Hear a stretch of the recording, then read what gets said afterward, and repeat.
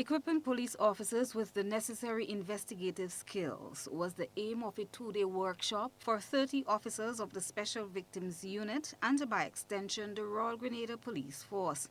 Head of the Special Victims Unit, Inspector Maureen John, explained the areas covered during the sessions, noting that officers were taught the basic in sign language that may aid in dealing with matters involving a speech-impaired individual. So far we have done, with Dr. Panchu, we have done interviewing children and persons with impairments.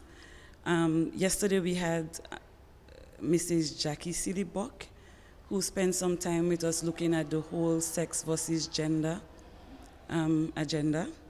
We also did investigations in relation to gender-based violence and sexual offenses.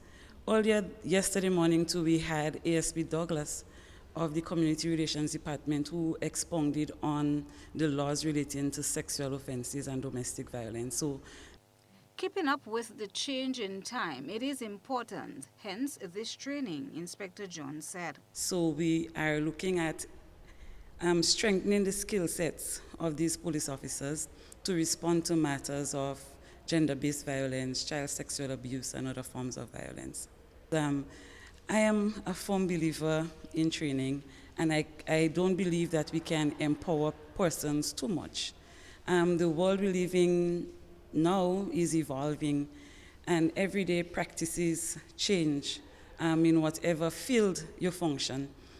And what we wanted to ensure is that across the board, we adopt best practices as it relates to this matter. Dr. Augustine Panchu, consulting clinical psychologist for the government of Grenada, who facilitated an aspect of the training, focused on working and interviewing children and people with impairment. Training, we focused a lot on understanding children and children's development and how to prepare a child for a forensic interview. So that was really paramount today for us to understand.